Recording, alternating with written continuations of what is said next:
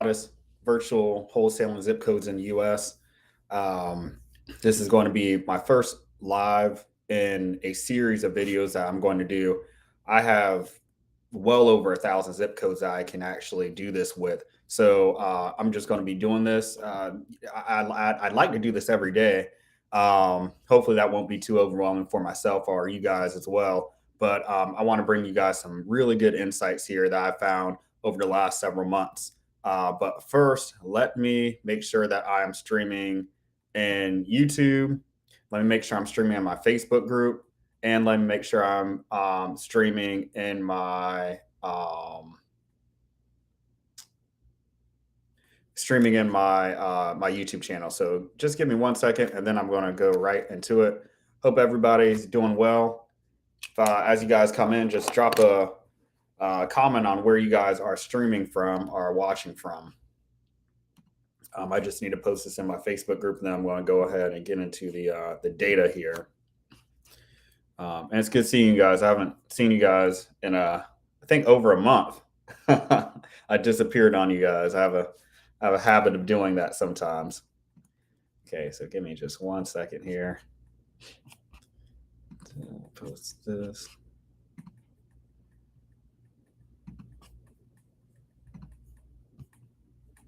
I'm going to go ahead and tag everybody in the group as well.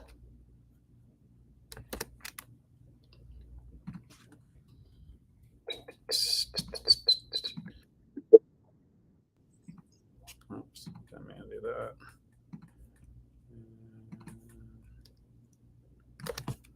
Copy this. And we'll go on for about an hour, maybe 2 hours, just depending on how much I have to cover, because I do have a lot to cover here.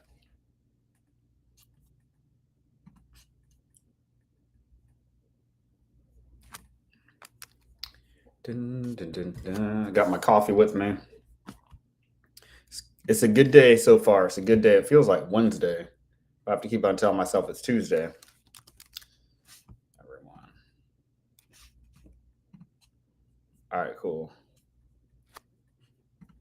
Okay, great. Let's go ahead and hop into it. Looks like we are streaming on YouTube. Looks like we're streaming in my Facebook group, and looks like we're streaming on my Facebook page. All three of my assets are up and running. If you guys have any issues hearing me, let me know. If not, I'm going to go ahead and jump right into it. Okay. So I'm going to share my screen with you all and share with you all my zip code analysis sheet that I have here. Okay.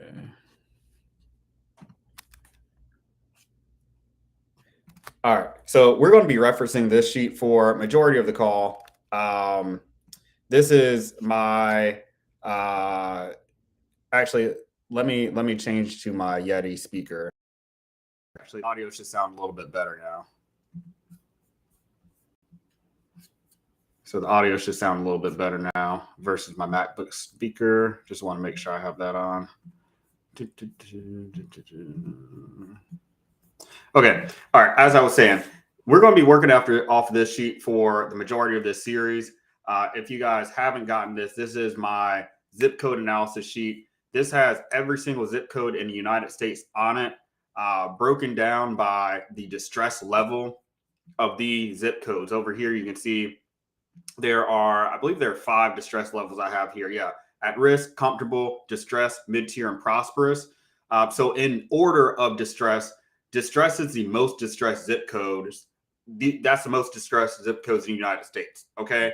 At risk is the second level. Mid-tier is in the middle. These are areas that are turning around, that are starting to look good, but not as good as the comfortable zip codes and prosperous. Think the prosperous zip codes and comfortable zip codes. Those are the ones that have their parks in it, Whole Foods, Top Golf, lots of white collar amenities, right? Lots of coffee shops, things of that nature. Guys, for the purposes of this analysis, we aren't going to be targeting those zip codes. My friends, I really have to be honest with you. There are zip codes in the United States that are just not good for wholesaling, and there are some that are good for wholesaling. So I'm going to share with you guys what I found after doing this exercise for about 2 years. I've been doing this exercise for 2 years. The first iteration of this spreadsheet, actually, and I'll unhide this column right here, is actually from 2021.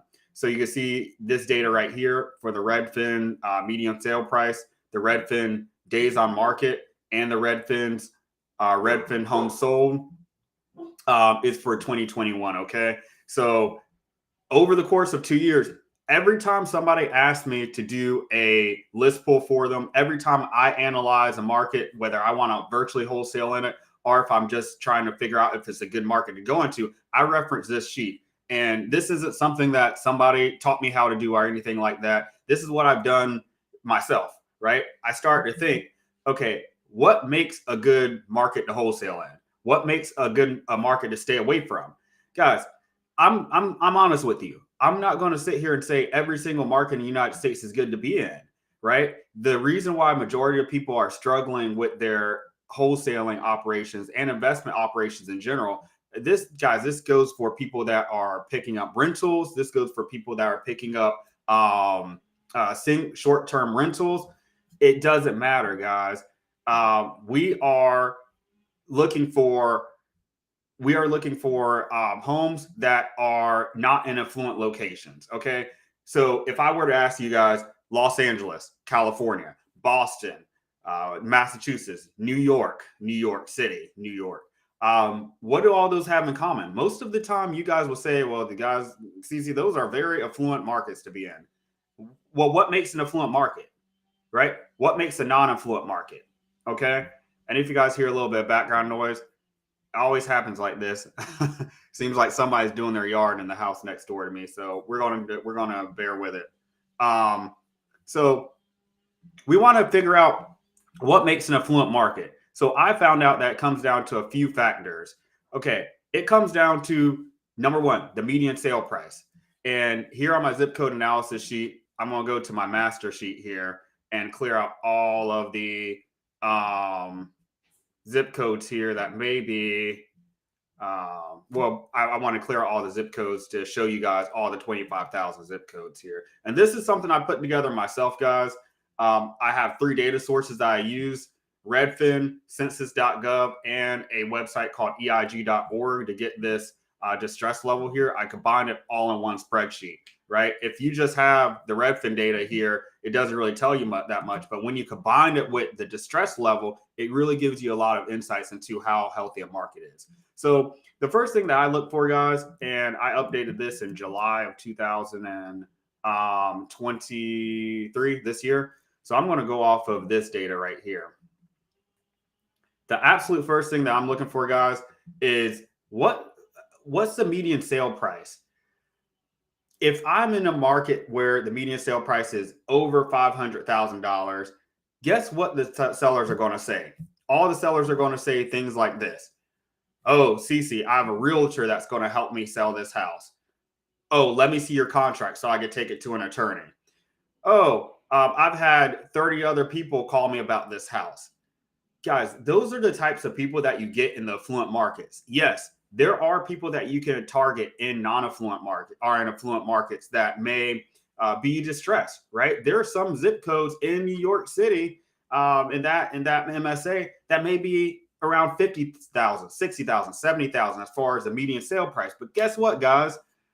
That doesn't really have any bearing on how the people feel about their house as a whole. If they know they're in New York City, one of the prime areas to live in, well, in the north, as far as real estate prices, I wouldn't say prime places to live in, but prime real estate prices, they're going to think that their house is possibly increasing in home value over the course of 1, 2, 3, 4, 5 years. So they may know that their house is assessed for $50,000. They may know that all the homes in their zip codes are assessed for $50,000. But if they're about 10 minutes or 5 minutes away from a zip code in the $1 million price range, guys, it'll be very difficult convincing that person to sell their house for what it's actually worth.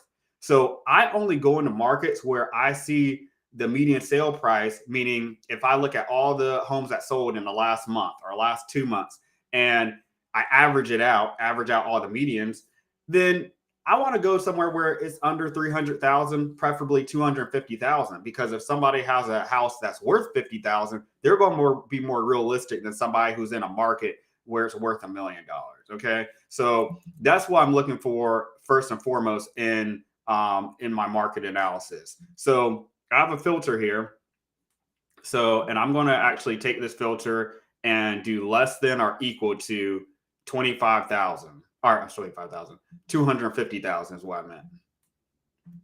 And so this is going to populate all the zip codes that are fewer than $250,000 in July 2023. Take a sip of the old coffee here. Okay. So that narrows it down from 25,000 zip codes to 9,710 zip codes. Okay. So what do I do next? Also, I'm looking for homes sold. If you could go into an area where the median sale price is $250,000 or fewer, but guess what? If your home sold, you don't have any homes sold there. What does that tell me? That tells me that there aren't any cash buyers there. That tells me that there aren't anybody, there's not that many people buying houses in these areas. So I like seeing zip codes where the median home sold amount or the average home sold amount is around 50. And this is what we're going to be working with here. I have 1,180 zip codes right down here that fit this criterion. 1,181. And these are the zip codes that I'm going to be choosing throughout this series. So let's go ahead and go to my zip codes here, the 1,180 zip codes, and share with you guys why I chose this top zip code in Columbia, Missouri to go to. And listen, I'm very targeted with my marketing these days. I target markets in general, but I'm really starting to get to the point where I'm targeting individual zip codes. And I'll take 800 zip codes from one market. And then I may take 500 zip codes from another market. I may take 600 zip codes from another market. I have 1,180 zip codes. I can do this all year and get the most targeted and most cooperative sellers here. And that's what I want to do. I notice in most of the markets I go to, guys, most of the sellers that I target and most of the zip codes I target, I only target about 20% of them. Anything else that I'm hitting up, if let's just say I'm going to a zip code and the median sale price is 400,000, 500,000, 600,000, and I'm looking at 10 homes sold or 20 homes sold, that doesn't really, in low density areas, our medium density areas, and we'll get to that in a second, that doesn't really give me much confidence in those people being in my avatar. That's why a lot of people are more focused on the type of list they pull. They're like, Cece, do you pull code violations? Do you pull tax delinquents? Do you pull pre-foreclosures? I don't do that. Those lists are very finite. I'll run out of pre-foreclosures a lot quicker than I will run out of these targeted zip codes to target. You see, I could go here and if each one of these zip codes produces 1,000 records, that gives me 100,000 people that I can target. Well, probably more than that. Probably a million, right? If it's 1,000, let me do my math here. Mental math, not a forte of mine here. So about 1,180 zip codes, and then each one yields 1,000 records. Guys, I have 1.1 million records that I can target here. And there's no way in the world that I'm going to be able to target that many zip codes over the course of a year. I'd probably be able to get through maybe 50 of them, and that will yield me 2 to 3 deals a month. That's really where I'm at with my wholesaling operation now. Any more than that, I have to get involved in the day-to-day operation, and it's more effort than I want to actually put into my company. So that's just something to keep in mind. Let me make sure I'm still good on my Facebook group, and let me make sure I'm still good on YouTube. I'm gonna mute myself quick like.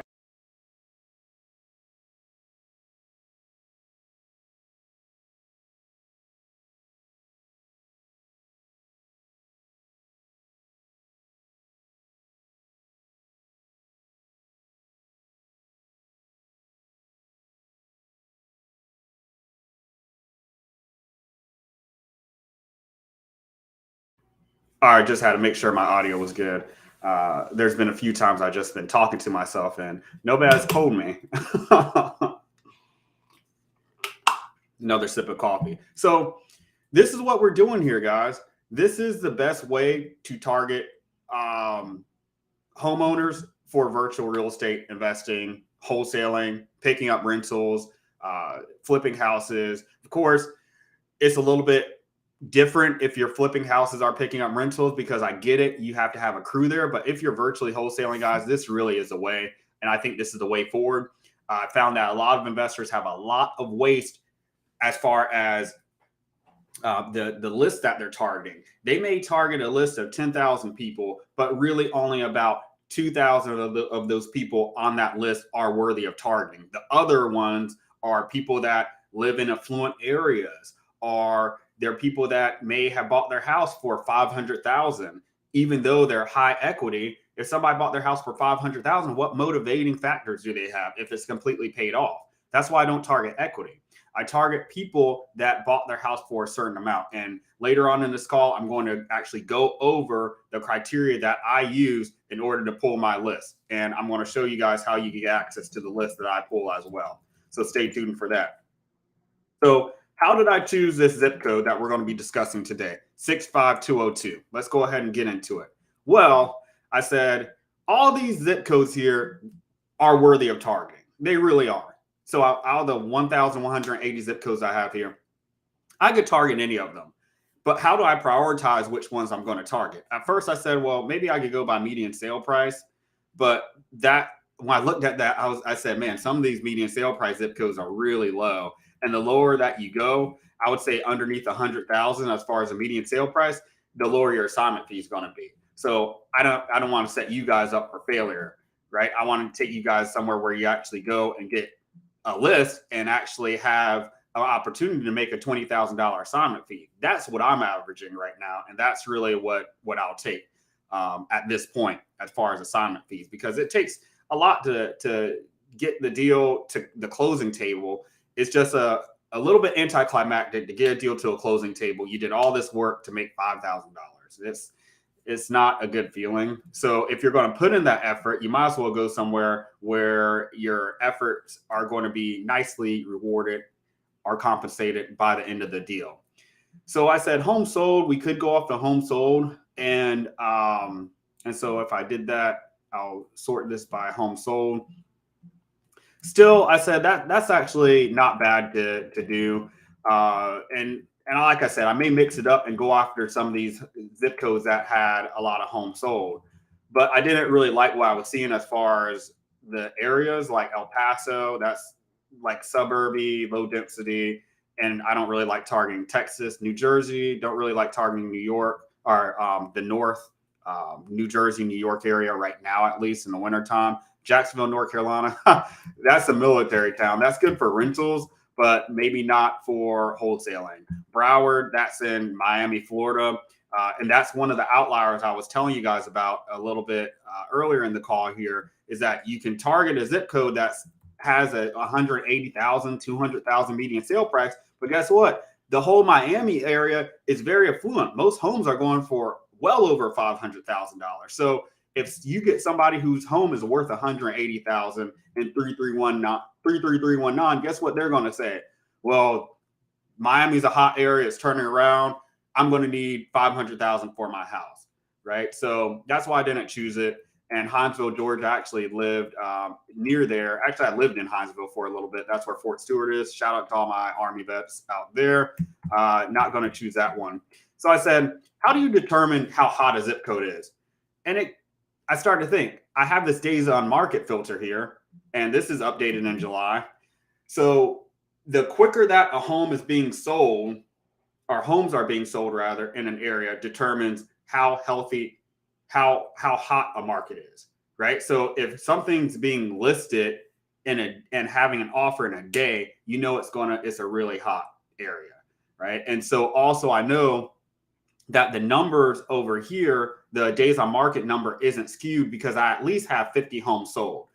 So that tells me that within a day, homes they're probably not being sold, but they're being put under contract. and have pending offers. So that's how I decided to sort my list.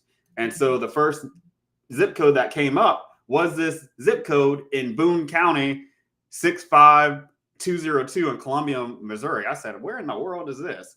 I've never heard of it. And that's why I'm doing this exercise, to present you all with zip codes that you may not have heard of, so you're not competing against everybody and their mom, dad, brother, sister, uncle, preacher, funeral director.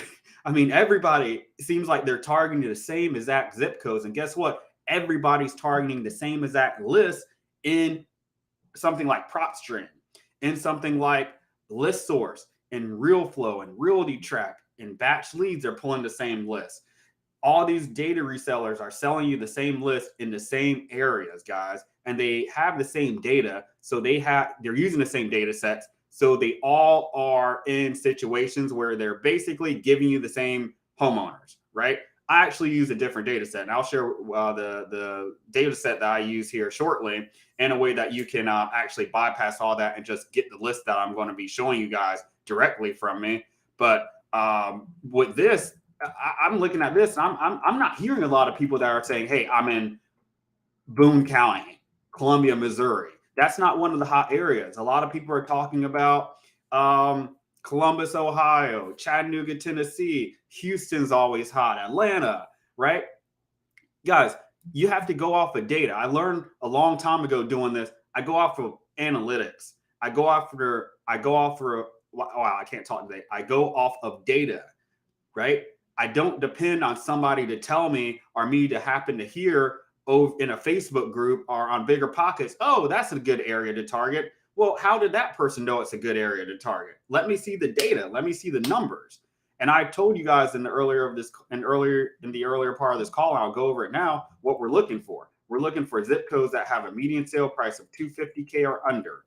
We're looking for a market that has 50 homes or 50 days on market or less, right? Because if we get a cash buyer that wants our house, if we see 100 days on market, what does that tell you? That tells you it's going to take 30, 60, 90, 3 months to sell the house, and then another 2 months to flip it, actually renovate it. So their house is going to be sitting on the market for 3 months.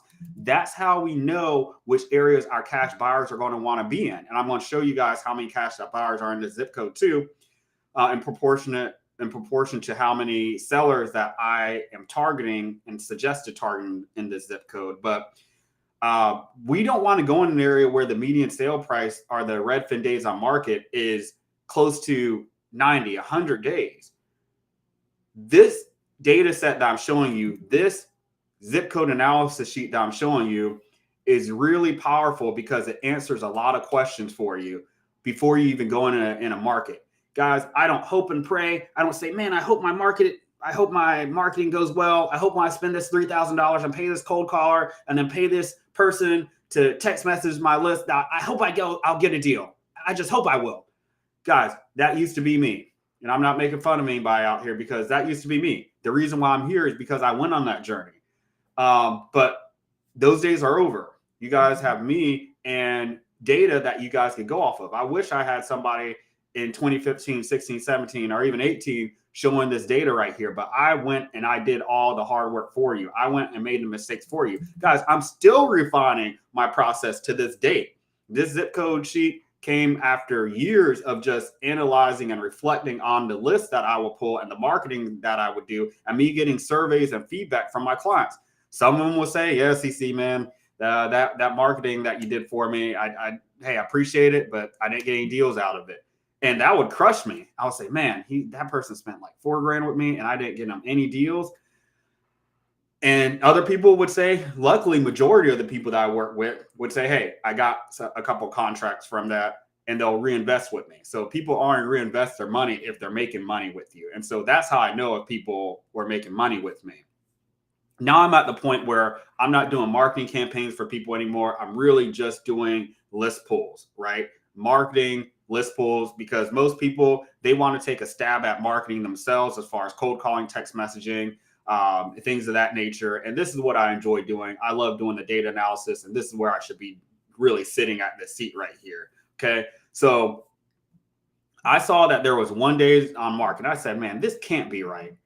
But there's 236 homes sold. So, and Redfin, some of you guys may say, well, Redfin's not accurate, guys. I found that out all the data sets I tried to do publicly available data sets.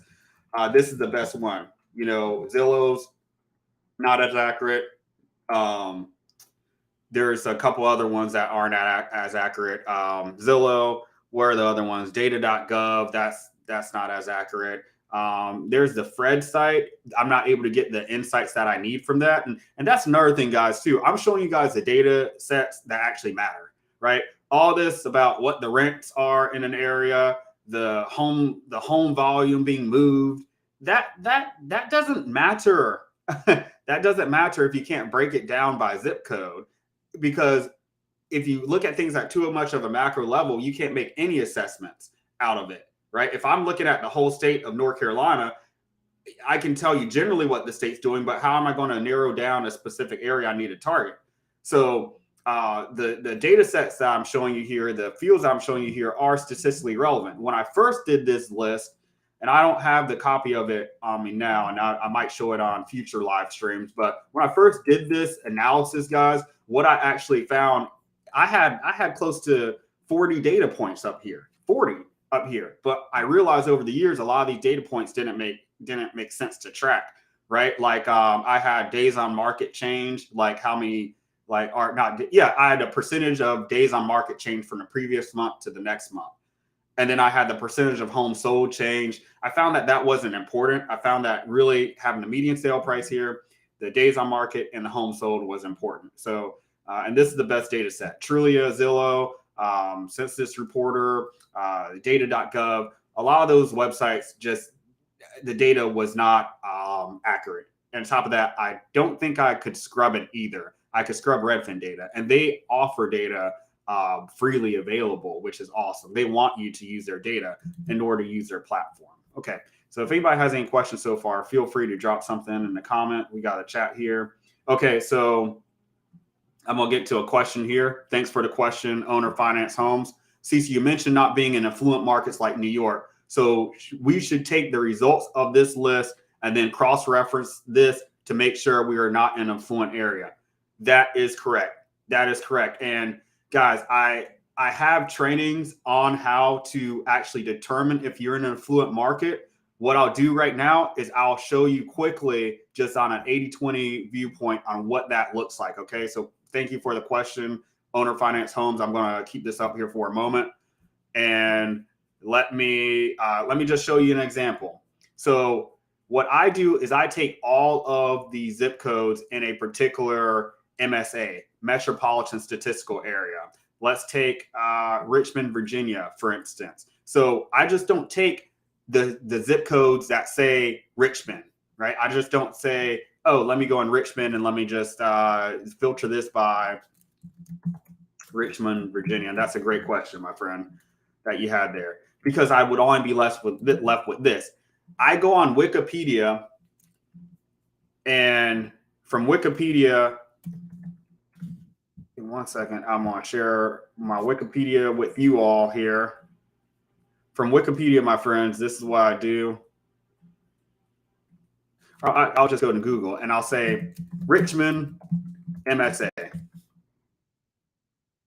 And then about halfway down the sheet, it should have a spreadsheet like this, okay? And this is what you're looking for. What I do is I take all the counties here. I don't click on anything here. There's no need to. I'm just using this as a reference sheet. I go back to my zip code analysis sheet that I'm about to open up here.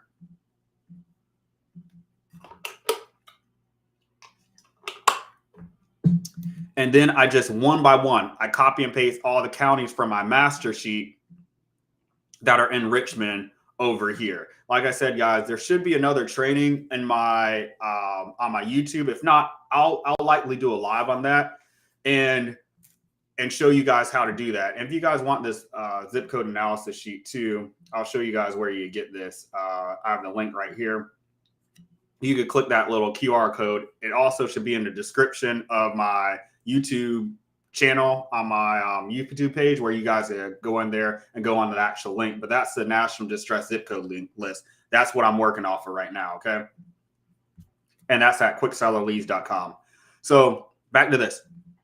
So I put all the zip codes here. And then what I'm doing, guys, is I'm looking for the average of the whole MSA, because I want to know generally what the MSA is. What's the characteristic of it? Is it affluent? Is it just more distressed?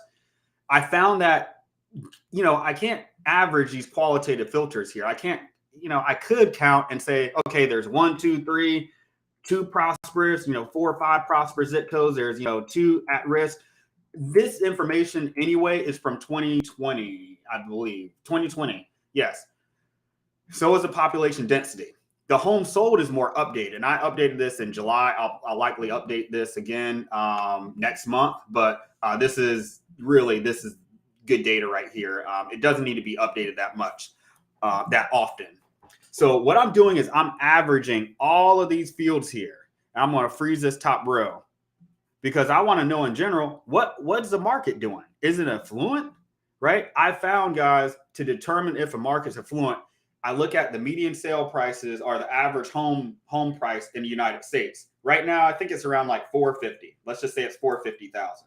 If your market, as far as the median sale price, when you average this out, is anywhere close to that price of 450, the higher you get up there, this is the price of homes being sold on average in the United States. Let's just say it's 450. Richmond, Virginia, we have a median sale price of 363. That's very close to that amount. A lot of people may say, well, a $400,000 house is different in certain areas in the United States. Guys, a dollar is a dollar everywhere in the United States. I would say $400,000 is a lot of money to spend on a house anywhere, even if it gets you in a hood in Los Angeles, right? Even if it does, like still 400,000, they're still going to have to pay the same dollar amount, the same inflation rate of a dollar that I'm spending here in North Carolina as they're spending in Los Angeles. So I found that that's a good rule of thumb, and that's something I determined to start at. So 450, that's the median sale price or average home sold price in the United States. If your market's anywhere close to that, you're getting towards affluent territory. Okay. Now, there are some zip codes that you can target. I wouldn't write off the whole market, right? If you really want to be in this market, you can target the zip codes that are underneath, let's just say $300,000. And this could get you about 3 to 4 months worth of marketing. Okay. So you do something like this. You see all the zip codes we have here. And that's what I'll do. But guys, getting over this amount, getting towards a $350s, a $400 price range, you see over here, these distress tiers, they're mid-tier, distress. But as you start going up in price, you're going to start seeing comfortable, prosperous. Look at these as affluent. You might as well be able to type affluent here. So if it's comfortable or prosperous, it means it's an affluent area, okay? Mid-tier means it's turning around. And you're going to see fewer and fewer distressed zip codes here. Now, some of you guys may say, well, how do I prevent myself from going to war zones? Well, that's when I put a filter of greater than or equal to 50 homes sold, right? If I do that, then I know there aren't going to be 159 BRRRR homes or landlord investors, meaning 159 cash sales in this area. I know that there are flips here. I might have 30% cash sales and I might have 70% flips in this zip code right here, right? If I go underneath 20 homes sold, I risk going into areas that are considered war zones, right? Like this 30,000 zip code here. Guys, I can tell you right now, this is a war zone. And Shackleford, VA, 23156, without even going there. I could probably talk to any investor there and they'd probably say none of my cash buyers buy there. Some of you guys may say, well, it's at risk. It's a distressed zip code. Yes, but you want to make sure you have home sold volume there, okay? This spreadsheet can tell you so much, guys, about your market. I really encourage you guys to get a copy of this if you don't have it and follow along with me and do this exercise, okay? Because you might as well, do this, spend a small amount of money getting this zip code sheet rather than putting hundreds or thousands of dollars in a marketing campaign that may bomb, right? Proper planning prevents poor performance. That's why I always say. So the median sale price here is $30,000. That's really low. Some people may say, well, I can pick up a house for $30,000. But look, the median sale price are, and I'm going to zoom in here a little bit so you guys can see. Let me see, make sure you guys get, okay, great. So the Redfin days on market is 109, guys. 109. That means if somebody buys a house for 30,000 or somebody lists their house for 30,000, it's going to sell on the market for 30, 60, 90. Guys, close to three months or more. 3 months or more. So that's a war zone, right? That's how I avoid war zones. Okay. So in general, to answer your question from the gentleman, and I'll go back to my chat here. Owner Finance Homes, he was asking, being in affluent markets like New York, so we should take the results of the list and then cross-reference it to make sure that we're not in an affluent market. Yes, right? This is how I determine if a market's affluent or not. Now, personally, I wouldn't target this Richmond, Virginia area. Is it a bad market to be in? No, but you have so many other markets that you can target, guys. And since you guys are live watching this, I'll tell you something. These are markets I'm analyzing down here. I've done this exercise a lot. Guys, I'll tell you, Louisville, Kentucky's looking really good right now. This is a market, so I'll do a zip code analysis, deep dive on one of these zips, but I want to do it by zip before I go and expand by market. But Louisville's looking really good. Why is that? Because the median sale price is $280K with 31 days on market. I'll do days on market, median sale price. Days on market. And home sold. I like seeing 50 or more homes sold. This is a good market to be in. This is probably one that I would target and take my clients to.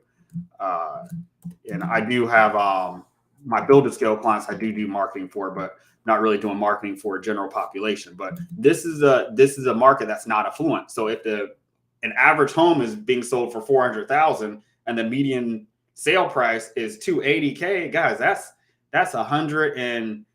close to $200K, $140,000, if my math is right, difference as far as what a house is being sold for. If you throw a dart at the wall in the United States, $450,000 versus $280K is what you're going to be spending here. Guys, why do we go in these markets? Because the sellers are cooperative. Guys, I don't want motivated sellers. I want cooperative ones. You probably haven't heard anybody say that. I do not want motivated sellers. I want cooperative sellers. Okay. I want sellers that are reasonable. Okay. So he has a list. It's a great list for just $50. So great. Did you just buy that, or did you have access to it? If you bought the previous version of this as well, if anybody's watching, only if you bought the previous version, not the one I was giving away in my Facebook group like 2 years ago, but the one that just had the green highlighted, the April, I'll send you this updated copy, right? But only if you guys bought that. But yeah, it's a great list for $50, and it's really served me well. So getting back to it. So I hope I answered your question there, the gentleman or young lady who had that question. But this is how we go into areas, guys, unscathed and in a non-competitive format as well, right? So I don't want to compete, guys, with everybody and their mom in the same markets. I have this list so I can choose different markets that other people may not know about, right? Guys, we have this crowd mentality, herd mentality in the world. It's probably been like this since the dawn of civilization. I pride myself of hovering above the and thanks, guys. Thanks, Owner Financing Home, for just getting that list. Yeah, it's a solid list. I use it every day. Okay, so guys, I pride myself on being sort of on the outskirts of society. Some people might look at me and think I'm a nut sometimes, but hey, every person who has a bit of genius in it probably has been called that. I'm not saying I'm a genius or anything, but this is my zone of genius, okay? I found out what I like doing. And I found that I like operating on the outskirts of even these realtor groups, guys. I'm not part of any masterminds. I'm not part of any masterminds. I'm not really part of any coaching programs, any sort of like a lot, even the Facebook groups I'm in, I remove myself from a lot of them, not because I'm trying to be antisocial, just because I realize I want to avoid the herd mentality. Okay. I know most of what I need to know to get the job done. And most of, if anything new is going to be injected in the real estate space, I strongly think it's going to be a shiny object, right? AI this, AI that. This is a new way to do this, way to do that. Guys, what I'm showing you here, this is ironclad. This is a way that nobody can ever take this data away from you. Nobody can ever take away your ability to analyze a market and to choose if a market's good or not. They could take away text messaging. As much as I like cold calling, they could take that away, right? No, nobody could take away from you pulling a list and then you writing a letter directly to a seller to give it to them. Guys, if needed, I'll go back to doing direct mail if I needed to. And I could actually probably do it more successfully. I actually might do that. I might pull a list together of just these sellers and just send them direct mail to these zip codes. These are the money zip codes, guys. These are money zip codes right here. I'm telling you. So let's go into 95202, why I like this zip code. Number one, the days on market is 1, meaning as soon as things are going on the market, it's being sold or being pending contract, not sold. We have 236 homes sold in the height of summer. That was July of 2023 of this year. All right. And we have a median sale price of $250K. Now, I also like doing this as well, because if I was in this area and I was going to my RIA, I might tell somebody, hey, I'm thinking about targeting 25202. And they might say, oh, that's low density. That's in the middle of nowhere. Why are you going to target that? Okay, at the time of the census, there was low density, but something happened over the course of 3 years rather, that caused this area to start booming. Because I bet you if I look at the data from 2021, it's not going to look like this. Okay, guys, look at this. So, all right, I'm going to zoom in here in April 2021. Anytime you see, if you have this list, guys, the gentleman that just bought it, you can follow along here. Anytime you see this blank in 2021, that's why I kept it here. And then in 2023, you see data here. There was not enough data to even populate anything in here from Redfin. I found out that Redfin is really accurate. So this low density marker is right. This tells me that this was very rural and this place is booming and it's turning around right now. This is the time to be in this market. A lot of you guys go into zip codes when it's too late. When other people, by the time you hear about them, it's already saturated. So you have a whole bunch of people competing over the same zip codes, pulling the same list and prop stream, doing the same skip tracing services. You guys are getting the same no hits. You're targeting the same homeowners. No wonder when you call these sellers, they say, oh, everybody's calling me about the house. Guys, that rarely happens to me because number one, I'm doing this. And then number two, I'm using a data set that nobody else has. Nobody I know has. And I haven't talked about it for a while. And I'll show you guys that here in a moment if you just stick with me. So this is how I find gems. This is how I find markets and zip codes that other people may not even know about. By the time you hear about it on a podcast, an investor says, yeah, like I've heard this before, where an investor might say, yeah, I've been in woogity, Washington. And I'm like, what? Woogity, Washington? Of course, I'm making that up. I've never heard of that. and there he's like, yeah, I bought like 100 homes there and it's a great place to be in. He probably went to woogity, Washington right when it was turning around. Now that he let the cat out of the bag, everybody else is going to go there. Guys, I really don't have a dog in the fight as far as really telling you guys this. I can't target all these zip codes. It's in my DNA and my human design and my I call it my astrotype, my personality type, all that, after studying myself, to want to share insights with people, right?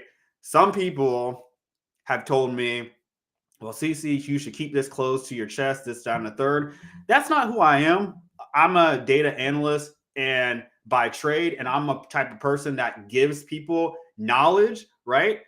to equip decision makers, you all, to do your job, right? Yes, I wholesale, but I don't have a dream of running a wholesaling company that I'm closing 10, 20 deals a month. It's just not who I am. Like, I've done that before. I've been part of organizations. I can say that because I've seen that. And I found that it's not part of naturally who I am as a person, right? That's why becoming a business owner, I think self-discovery is just such a big component of this. You learn about yourself, and then throughout this, I actually learn what my passions were. My passions, if you were to ask me 8 years ago when I started real estate, going on 9 years in 2015, it would have been completely different than it is now. Now I get a kick and a joy out of doing this and finding insights to allow you guys to make better decisions with your marketing dollars. Okay, better decisions with in your company, right? This is stuff I wish I knew, and that's why I'm presenting it to you. Okay, so we have owner finance home. Thanks for the feedback. He says clear. Glad to provide insights. Stuff like that, guys. Comments like that. That's what gets me going, right? When people have that light bulb moment and things start clicking to them, that's what I really like doing. Okay, let me take a sip of my black nectar here. Oh yeah, we're just getting started, guys. We're just getting started. So 65202. So to recap what I just said, there wasn't any data here in 2021. So that tells me that this was a very rural area, and it confirms this low density filter here that the census.gov, not me, census.gov told me this is low density. Same thing with this distressed here right here. This came from a government nonprofit. I didn't make this up, called EIG.gov. I think it stands for Economic Innovation Group. They go through I think it's 2 years now. It used to be 4 years, every 2 years. And they go through and they determine every single zip code in the United States and its distressed tier. It has nothing to do with real estate. It's powerful once I combine this data set with the Redfin data set and the census.gov data set. It gives us a very good complete picture of a market, right? So I'm going to go to Redfin here and actually show you guys the data I'm seeing. Redfin.gov. And another thing too, guys, I like using publicly available data sets, right? Using a data set that like MLS that you guys can't get access to, it doesn't do anything for you guys to be able to analyze a market. You're basically, your hands are tied there, okay? Okay, so we have 65202. When I go to market insights, boom. So this is for October, I believe, because it's November, right? So market cools down a little bit. So 65K median sale price, 1 day on market, 51 homes sold. Why is this good? 65,000. Most of these homeowners, these are cash sales right here. These are cash sales. You might have some things, some with mortgages on it, but this tells me that this is a healthy cash buyer market as well. Now, granted, with this sale price, this does tell me that this is landlord territory, meaning your cash buyers are most likely going to give you a lower assignment fee because you have to get the property under contract maybe for like 20K to 30K and tack on maybe a 5 to 10K assignment fee and wholesale it to them. But this tells me that sellers are basically giving away their houses. It'll be easy to go here and contract a property, right? And there's 51 homes sold. Let's go to Census Reporter to actually see what the data says here. And let me know if I'm losing anybody here. And while we're going there, Gerard Clark, thanks Gerard, great person. I've been associated with Gerard for quite a while here. He's been part of the Facebook group, Build to Scale Facebook group for a few years. So it's a pleasure answering this question. Is having boots on the ground a necessity when virtual wholesaling, or can you still do deals if you don't have boots on the ground in that zip code? Okay. It's very important to have boots on the ground. I would probably say in virtual wholesaling, that's going to be the bane of your existence. Let me tell you, shout out to Brandon. I need to get Brandon's last name. Brandon Armstrong. Shout out to Brandon Armstrong. He's in He's in Ohio right now, Cleveland, Ohio, and he went and checked out a few properties for us and took pictures for us as well. Okay, so he actually filed a memorandum of option for us on a property that we have. Okay, and he got the property. He took the buyers out there over the weekend, right? And number one, he worked with our seller because our seller was going back and forth as well as far as saying, "Hey, I could go in the house," and he kept on postponing the time. So he went out there with us for us on Saturday, got pictures. He got about 50 pictures per property, and he just filed a memorandum of contract option for us for our properties in Cleveland. So, guys, it's super important. And guess what? We received from Brandon a group cash buyers, right? The current cash buyers aren't going to buy the property that we have under contract, but he might have some more for us. But we received a closing attorney, our title company in Ohio as well. So just like that, I got all the components I needed in a virtual market from my boots on the ground. So vetting boots on the ground people, it's very important, right? You need to know if you can trust them and pay them, guys, right? So we paid him $100 to go out and check out a house for us, right?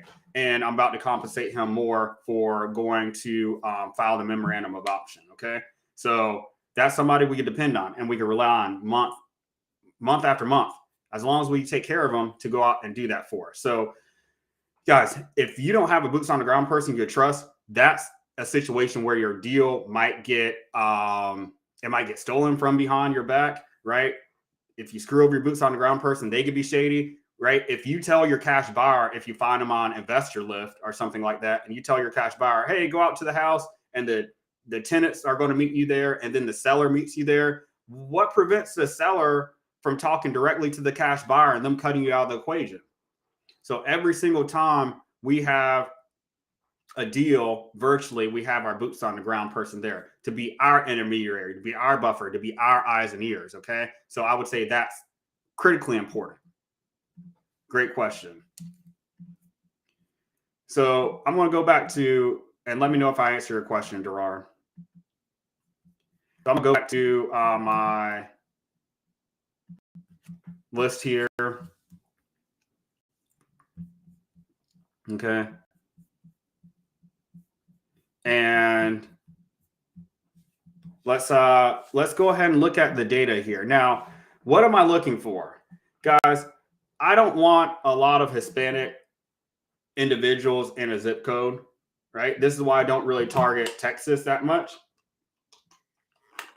Hispanic individuals are most likely going to be the ones doing construction on the property. If they're going to do construction on the property for our cash buyers who are going to flip it or rehab and rent it out, guys, guess what they're going to do if you actually target them, even if they bought their house before 1999?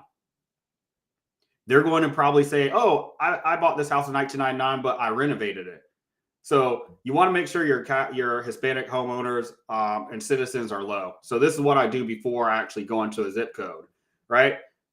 White, black citizens, it could have this just distribution. I found that doesn't really matter as far as, 50% black, 50% white. That's not statistically relevant. What I will say is statistically relevant are how many Hispanic homeowners are in there, how many Hispanic citizens rather are in there. Okay. And I do like seeing a healthy number of people that are older than 50%, but that's not statistically relevant. I would say out of everything that I'm showing you, make sure that the Hispanic population isn't over like 10%. And I'll give you an example of what Houston, Texas looks like, just in general, not broken down by zip code.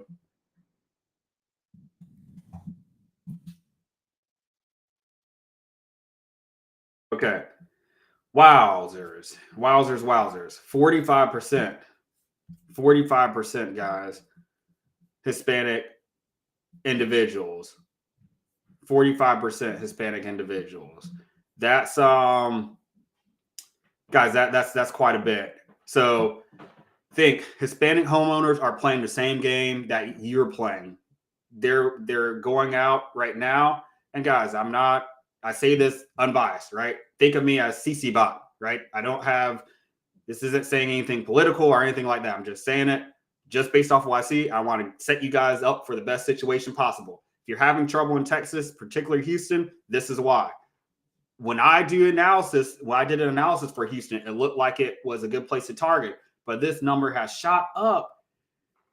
So they have relatives that can renovate the houses. So you're rarely going to see, unless they just bought a house. But if you're targeting somebody that bought their house more than 10 years ago, you're probably going to see most of these houses, if they're bought by a Hispanic homeowner, be renovated. Okay. So you're going to call them and they're going to say, hey, I want to buy your house at 123 Main Street, Houston, Texas. And they're going to say, yeah, I'll sell it. I renovated it. I rehabbed it. Yeah, I got a tenant in it. I want $150,000 for it, right? There's not going to be any deferred maintenance. That's the reason why we go after homeowners in distressed areas, is because there's going to be maintenance attached to it. In these areas, there's no maintenance that needs to be done. So what value can you add? Why do they need to sell it for less? Okay, so that's something to keep in mind. We're going deep here, guys. And I'll share with you guys just a few more stats that I'm looking for as well whenever I'm doing this. And these fields aren't really statistically relevant right here, guys, that I'm showing you. I'm not going to, other than a Hispanic homeowner, I keep on saying Hispanic homeowner, other than the Hispanic population rate, I don't find that there's anything else on Census Reporter that I have to take in consideration. Guys, when you see all these zip code reports or market reports and all this stuff, like, I feel like a lot of people just say vanity stats just to make themselves look good and sound smart without any practical application. I'm not about that, right? Well, you know, like if we go on the Fred, this site,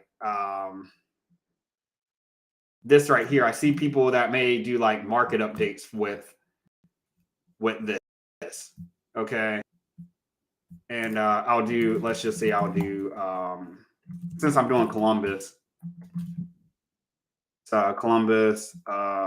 Columbia, Missouri. And notice too, guys, this is what keeps you from going into a market. We're doing this, going to a market and going to an area that's poor for marketing, for wholesaling. How a realtor looks at a market is much different than how a wholesaler looks at a market, right? Why do I need to know the median listing price per square foot? What? So I'll see some people and they're like, well, Cece, are you tracking the median listing price per square foot? What's the average juggler price of the square footage monthly US dollar? Bro, what? Like, none of that stuff is statistically relevant. People just say things to make themselves sound good. And I'm being facetious here, guys, but I hope you guys get where I'm getting at here. Let me see if I can find another one. Housing inventory, right? Total listing count. Let me see here if I can find Columbia, Missouri. And I can't even really find the data I need. So total gross domestic product. Why am I going to, this site doesn't really tell me anything. I've seen so many people, including investors, reference this site. Why does the total GDP matter for me going into wholesaling in a market? It doesn't matter. So guys, just don't be wooed and awed by all these statistics and things like that don't have any statistical relevance to you doing any analysis to your market. I hope I'm making my point clear, right? I'm not trying to make fun of anybody. I'm not trying to throw anybody underneath the bus, because I know some close ones in the industry that I talk to consistently that reference this, but I don't know why they would reference this for investing. I really don't. I don't know what the total GDP for an area would do for me. I don't know what how many employees, and it doesn't even seem like I'm able to get the same stats in each market, which is why I don't do this, because from one market I may be able to get the home sold, but for another market it may show me some random stat like all employees in the government.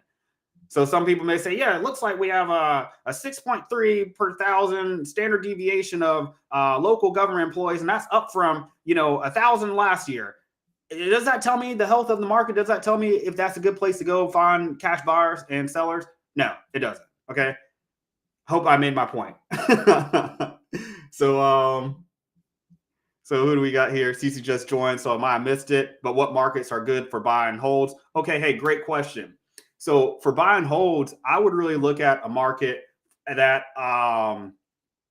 like military markets. Those are really good for buy and holds. Fayetteville, North Carolina is really good right now. Guys, I would say anywhere that's good for wholesaling is good for buy and holds. Cleveland, Ohio right now, Columbus, Ohio. I mentioned earlier in the video, you guys can watch the replay on my YouTube and also on my Facebook group as well after this is finished.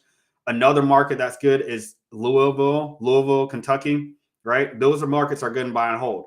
I'm a wholesaler, right, by trade. I'm not going to try to talk and say I know a lot about buy and holds. I work for investment companies that have done buy and holds, right? But the way that the reason why they hired me was because why? I look at the markets, I get them deals. So I market like a wholesaler everywhere. Even if a realtor or brokerage were to come to me and say, hey, I need to get my listings up, I would still take them through the same exercise and the same market analysis in order to get them listings, right? But I would probably target a different avatar as far as the median sale price as to what people were paying, okay?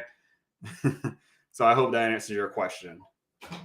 Okay, let's go into the list pulling now, guys. So this is where the fun starts. So you may say, okay, Cece, great. All that information is well and good. You told me that. I'll just recap here. You told me that we're looking for an area where the median sale price is 250 or below. Check, got that. Days on market is 1. Home sold is 236. Now, how do you put this all together? Okay, this is how you put this all together, guys. And this is how you actually get value out of this. Is I'm sharing with you guys my list pulling tool right here. And this is Investors Title Toolbox. Okay. Another sip of the black nectar here. Yeah. Okay. And this is what I've been using for the last 7, 8, 9, 21, 22, 6 years since 2017 to pull all of my lists. Now, I'll first start off with the criterion I use for this list right here. And if you guys want access to it, I'll show you guys once I do this how to access it.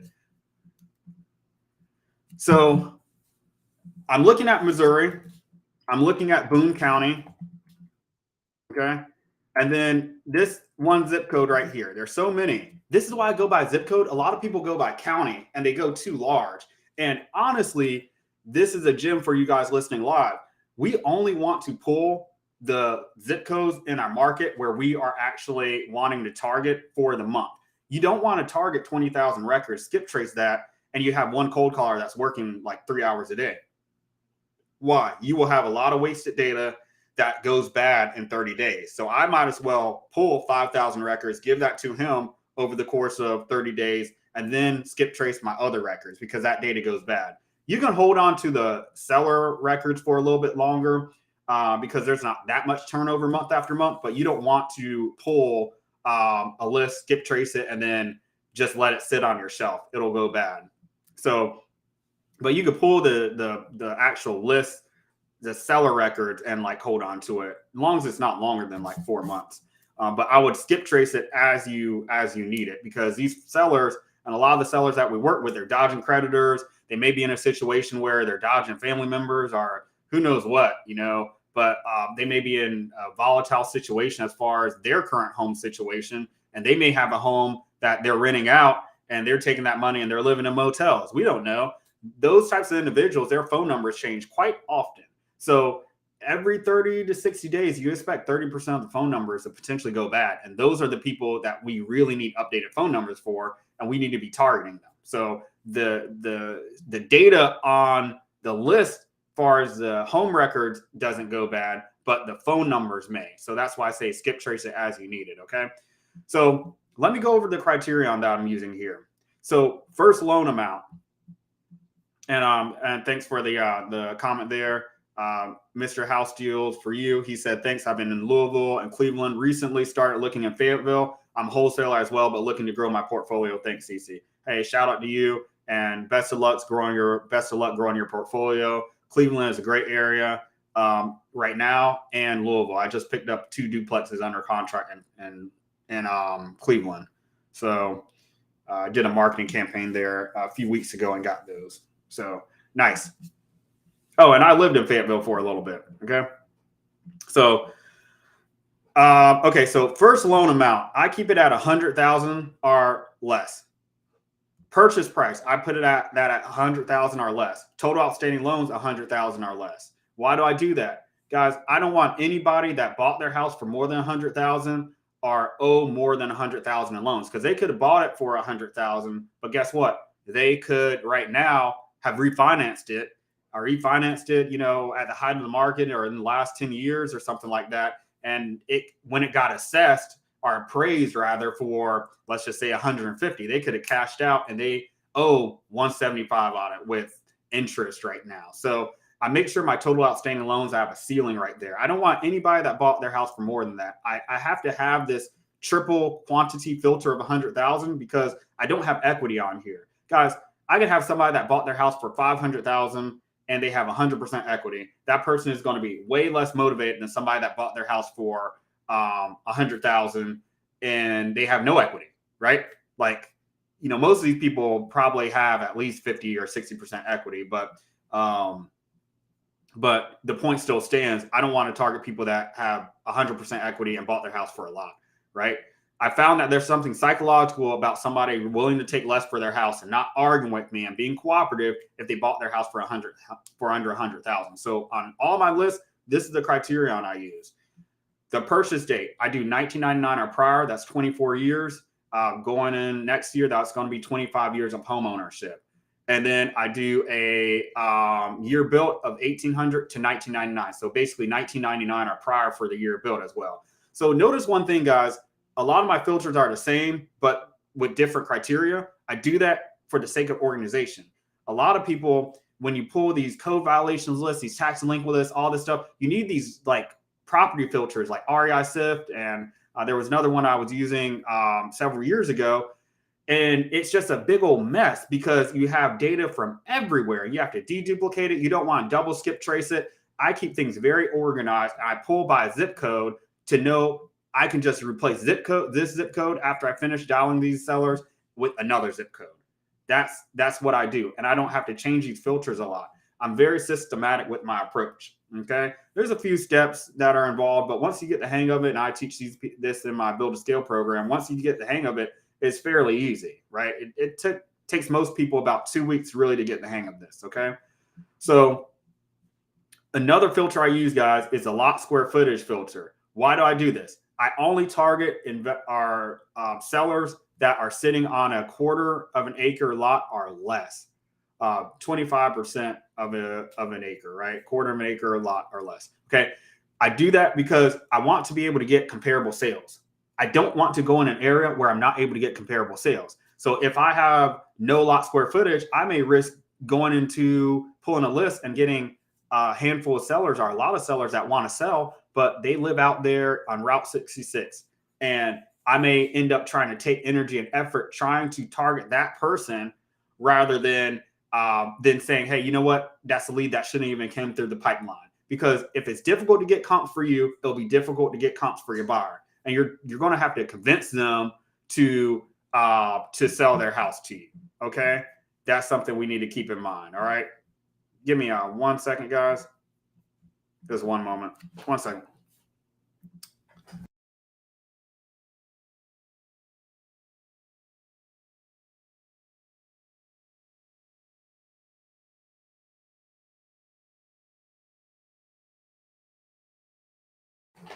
Okay, I'm back. So let me answer this question. And I love the questions, guys. Villa house buyers. And I love you guys' names as well and your logos. How do you avoid rental markets? What data point helps you avoid those? So when it comes to rental markets, I'm mainly looking at the trends over time. And also another thing with rental markets, I found the median sale price. So there's a difference between being in a rental zip code, right? Like a zip code, if it's 50,000, 60, 70, 80, you could almost guarantee that's a rental zip code. That's good to wholesale in. But you don't want a complete rental market. I would say if the median sale prices are around 300,000 to 400,000, and you have on average like 20 to 30 homes sold in that market, that's probably a rental market. Why is that, Villa House buyers? Because there's not a lot of turnover. If I'm seeing 50 homes sold or more in the whole market, that tells me on average, when I average out all the zip codes, I'm not sure if you were here for that part of it, but if I average all the zip codes out and I look at the homes sold, guys, if I see that there's 50 or more homes sold, that's good. That means it's a active wholesaling or investor market. If I see about 30 homes sold, 20 homes sold, median sale prices around 300K, maybe 250K, that tells me that there's not a lot of turnover activity. That tells me that things are pretty stagnant. That tells me that people that are moving in there are most likely mom and pops, not a lot of cash buyer activity. Okay. So I'll give you an example here. That's a great question.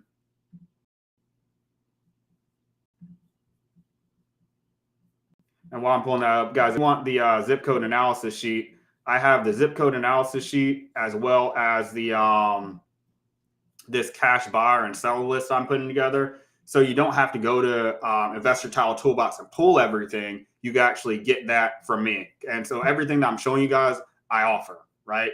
And I only use what I offer. And also you could get that zip code analysis sheet too. So let me go to my window here at the MSA statistics. So, so the person that asked the question was saying, how do I tell what a rental market is? I think there's one down here that I saw that would qualify as one. Hartford, Connecticut. Yeah. Okay. So something like this would be a rental market.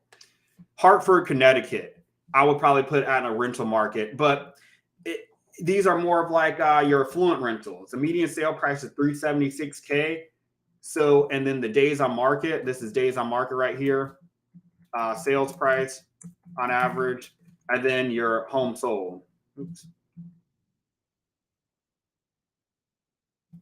Okay. Move that there.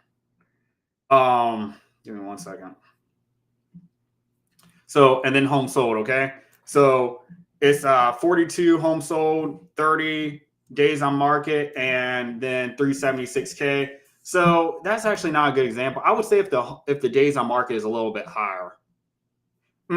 Actually, this is a good example. This is a good example. And this is Buffalo, New York. And so I analyzed this one yesterday, I think. And let me freeze the top rows, Okay. So that's a great question. So how do we know if a rental market is the market we're in is a rental market? So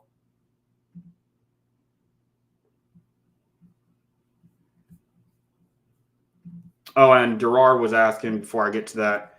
So CC Garland Marketing, guys, you can email me at info@ccgarlandmarketing, but I changed most of my property to quicksellerleads.com just because, guys, it's more mobile friendly.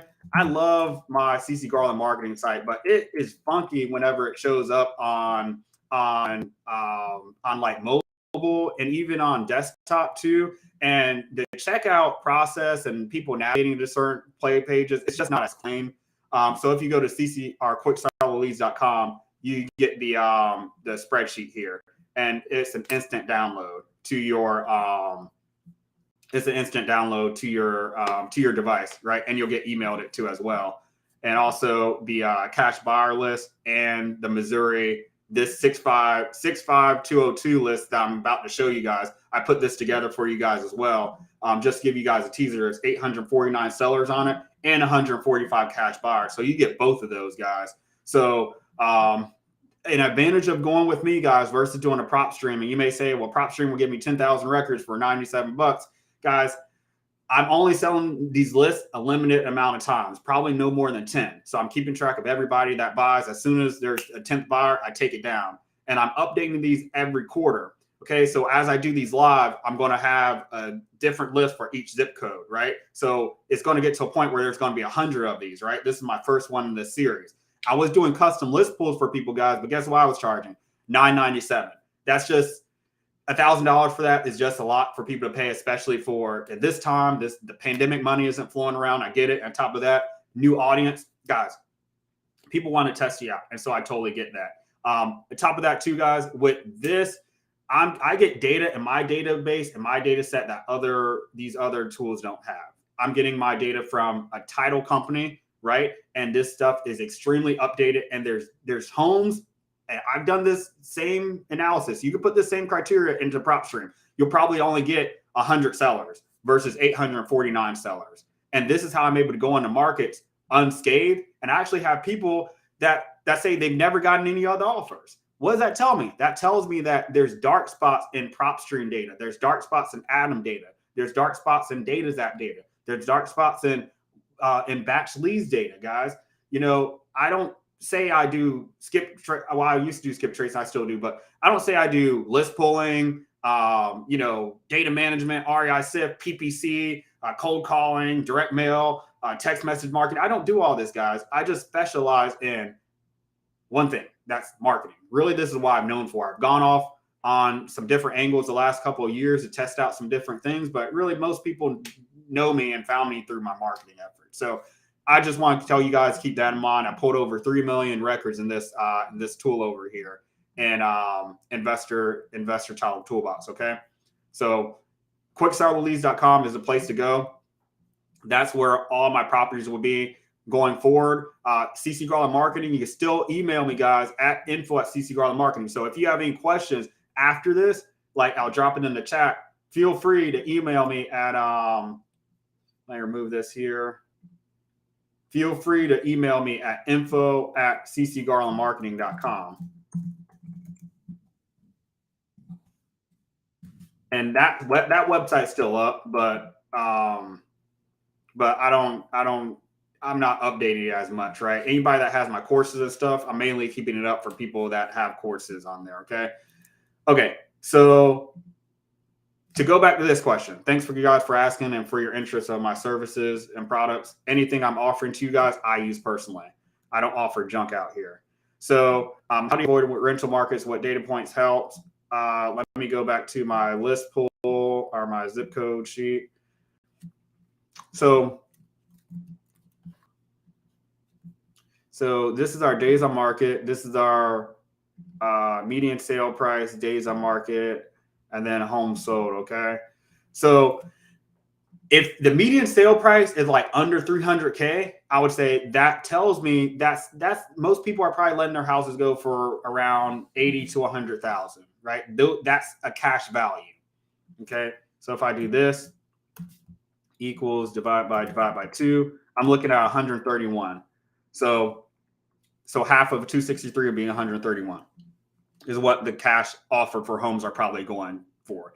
Now the days on market is a little bit higher. Usually I can tell if this is underneath 300K, the median sale price is usually around our days on market, meaning how long things are staying on the market. It's usually like around 20, maybe even 50 max. But why is it 78 in July during the height of the market? That tells me that there's not, most of the homes that are being sold on the MLS are most likely listings by mom and pops, non-investor listings, okay, individual owners, and then only 29 homes sold. So that tells me that this market right here is most likely a rental market. And most likely the stats probably didn't change over the last 2 years. So this field right here is from April 2021. It may be down a little bit because this is just from April, but still, I'm not seeing a huge leap here as far as the median sale price. Yeah, days on market. Listen, this is like a perfect example here. This is a perfect example here because in April 2021, for this same market, the median sale price was 172K. I'll put that in the same bracket as 263K. Okay. The days on market is darn near the same as in July of 2023. 2 years later, 78. Usually you would see this like decrease.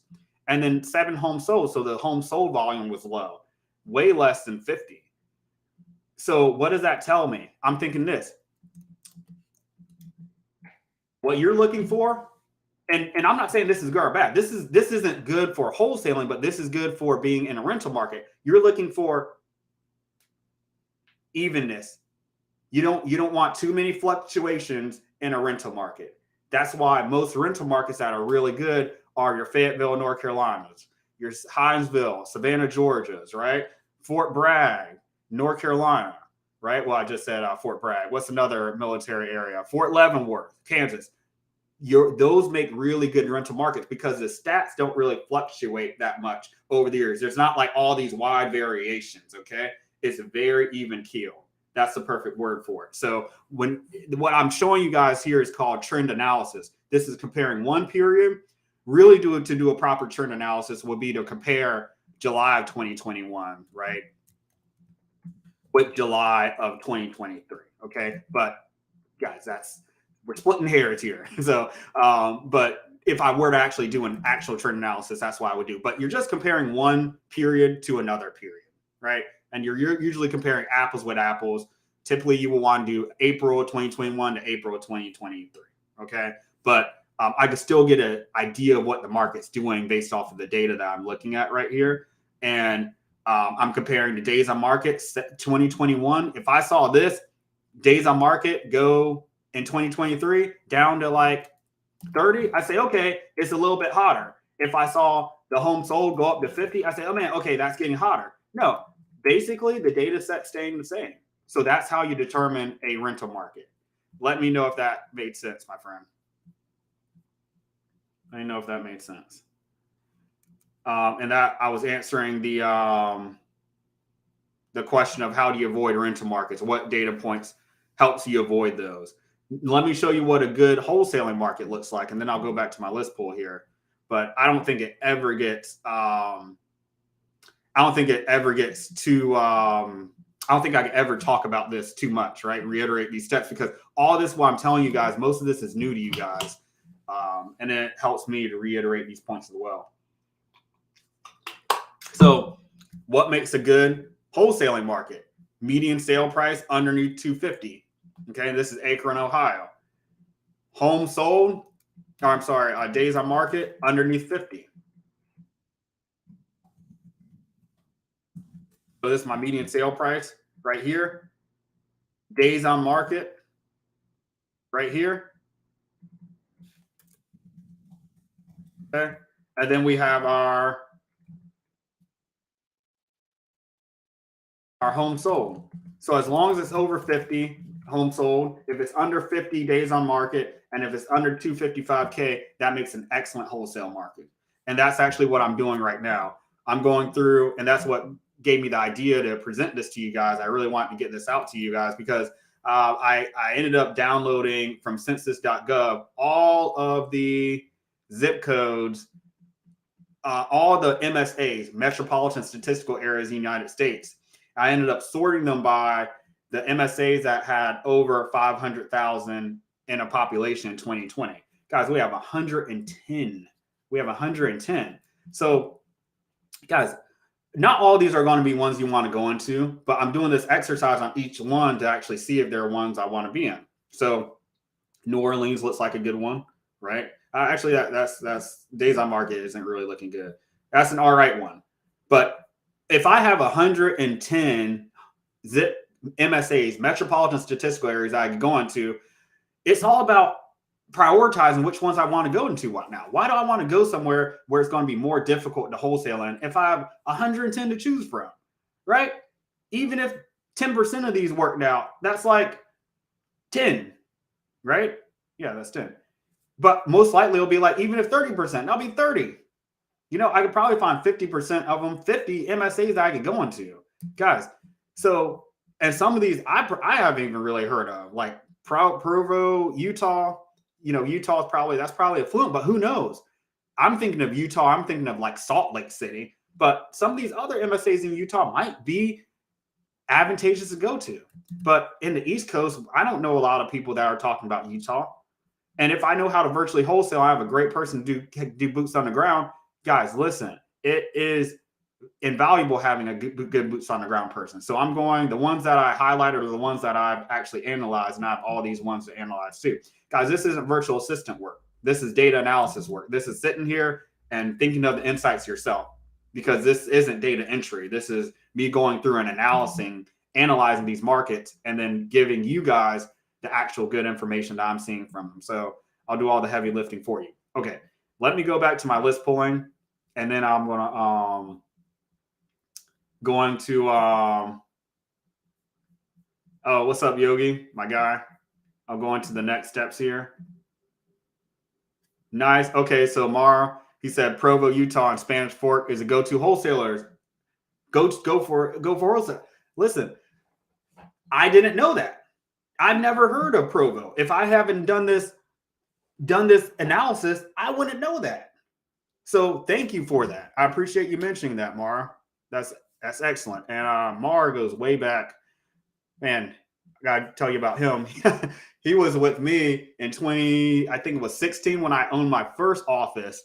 He saw young CC stressed out trying to put these deals together. A lot of you guys see polished CC, but Mara was right there with us in our office in Somerville, Dorchester County, when we were doing direct mail, those direct mail days. He probably remembers seeing the bandit signs in the office, all that. So, and Mara was young back then, I think like 18, 19. So he had a leg up on us. When I started my entrepreneurship journey, guys, I was 26. So the younger you start, the better. So great input there, Mara. And thanks for commenting. Okay, so let's go ahead and talk about the list pull here, guys. And give me about 20, 30 more minutes, and we're going to go ahead and wrap this up, okay? Take some more sip of my coffee. My lips are getting chapped. The more and more I talk, I'm licking my lips.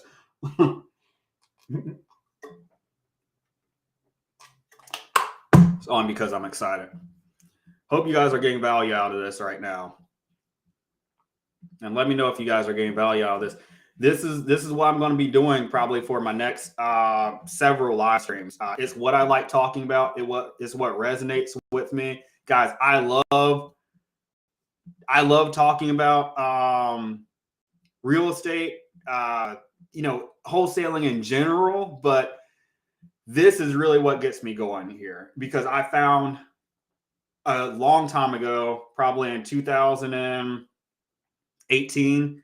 I really started to focus on marketing because I realized marketing will make or break your business. I said, I have to become an expert on that, because I was at like 70, 80% with my acquisition chops. I was good at acquisitions. I was really good at finding cash buyers and working with them, getting them to accept our offers and pushing them gently to the closing table. I was darn good at doing paralegal work, right? Like researching deeds, sorting out difficult title issues and inherited issues. One time I had a property we had to send a contract to like 10 sellers for all of them to sign. When we got it back, it had like coffee stains and stuff on it. Even lead management, that came a little bit later in my career, but I got good at that. Got good at working Podio, troubleshooting that.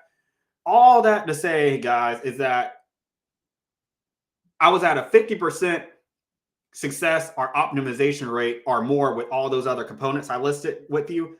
My marketing, it seemed like it stayed stuck in time. It seemed like I was at the same level of my marketing knowledge and what I was able to do in 2015 up until 2018, even 2019. I said, I have to figure this out. And I became obsessed with it. And to the point where I have it down to where I have about, there's 2 campaigns I did this year that didn't really do well. I'm making right on those with clients, but most of my marketing campaigns, about 90% of them go off really well, guaranteed. The only issues that I had this year, I did one campaign for a client in Texas, Baltimore, that didn't go well. And then also, just those 2. And then there was one in Raleigh, right? That didn't go well. And I'm working on making that right with my clients right now. But guys, those didn't go well because of the market, the markets I was choosing. So I'm not doing campaigns for clients anymore, because a lot of clients say, oh, can you do Wisconsin? Can you do this area? And they just expect me to pull a list and then rub my hands and things happen. And I have to tell them, hey, and I turn away money, guys. I turn away a guy that asked me this a couple weeks ago. I said, hey, your area isn't one that I can see ourselves doing marketing for and actually getting you 30 leads with this budget. So with all that to say, guys, go to where the data is telling you. That's what I'm showing you right now. Go where the market's telling you. Go where there's opportunity there and you don't have to fight, right? The moment that I saw Kansas City was getting very saturated, and sellers are wanting more, and a lot of this inventory that had this criteria here started going away, I said, I'm not going to go there.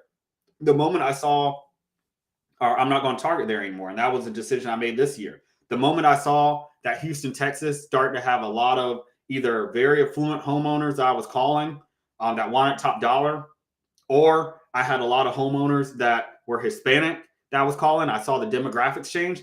I said, why am I going to be in this market? Yes, it served me well. I made a lot of money in Houston, wholesaling. 2018, I think I started in 2017 there. 2017, 18, 19, and 20. 20 and 21, I had a good 4-year run there. But guys, when one market goes up, another one goes down. So don't ever be concerned that you're going to run out markets, because this data is always going to fluctuate. Some markets on my list that I'm showing you are going to fall off, and there's going to be others that fall on. These whole real estate is migratory, right? Think of it like a bird population. The bird population in the United States, when it gets colder, I don't think they fly overseas. I mean, I'm really saying that honestly. I don't think they fly overseas. But for the sake of example, I don't think they fly overseas. What do? They fly south. So does that mean that bird population disappears? No. It just means that if I'm a hunter and I'm looking to hunt in the middle of Rhode Island in the winter, I may be like, oh my gosh, there's no birds here. Well, there are. I just have to travel where the birds are. I hope you guys get my analogy here. That's what I'm saying. Guys, I do this because there's always going to be a market. There's a market that's 2 years from booming right now. There's a zip code 2 years from being the greatest zip code that I didn't even know about. But it's rural now, and there's nobody living there. But due to migratory patterns, due to certain demographics living in certain areas, you're going to have some markets that decrease in their value or increase in their value, and others that are being gentrified. But this is how we figure out where those markets are. Okay. So to round out my education here, I'm going to show you guys this. So if I were to pull a list here, what would it look like? Okay. I would do exactly this. I would target individuals that had a first loan amount of 100,000. I would target individuals at a purchase price that purchased their home for no more than 100,000. And then I would target homes built between 1800 and 1999 and a purchase date of 1999 or prior, sitting on a quarter of an acre of square footage or less, because I know if I go here, these are going to be people I'm going to be able to get comps. Every house is going to be in a neighborhood. Every house on this list is going to be a neighborhood. And then I'm going to target single family residences, duplexes, triplexes, and quadruplexes. Cash buyers love those. Okay. This is my criterion I use for every single list pool that I do. About 70% of the battle is won on my zip code analysis sheet. So that's why you guys should really get that.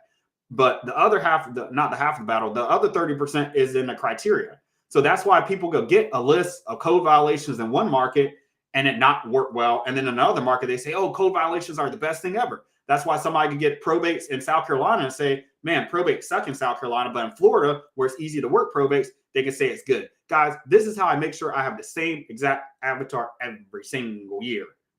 Every single marketing campaign and every single year. These types of people don't change. They most likely bought their house for under 100K. And then guess what?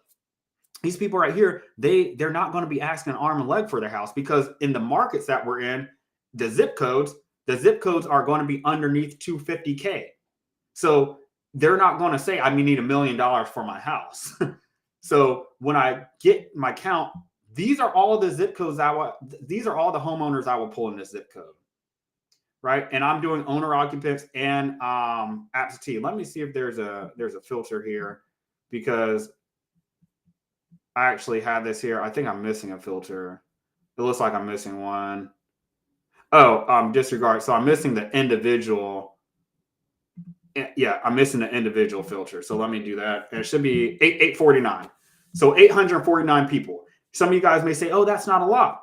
Guys, as I continue to do this exercise, I'm going to be building up a database of these lists and offering them to you guys for sale on my website, right? So instead of people, like for the last 4 years, I've had people pay me like $1,000, and that's a little bit steep.